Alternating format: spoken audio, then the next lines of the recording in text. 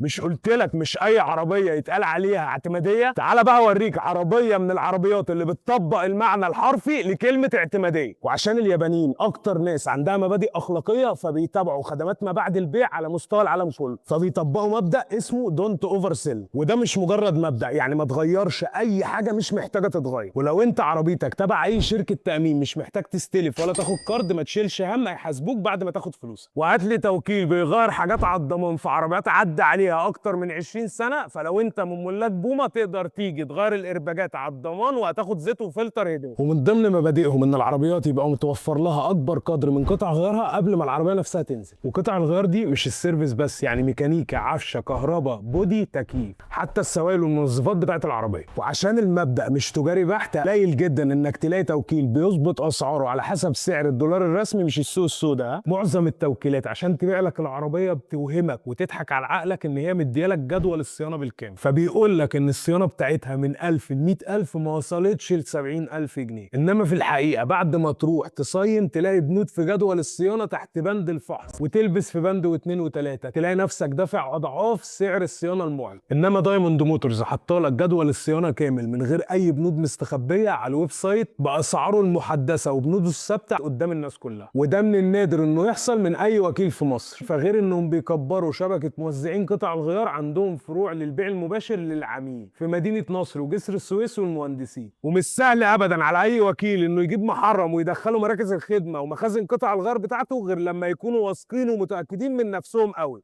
نسيت اقول لك ان ده اصلا اعلان، بس اعلان صادق من القلب، بخاطف في عقلك، بقول لك حقائق، والاختيار ده بتاعك انت، بس يكون عن وعي وتختار اللي يناسبك فعلا.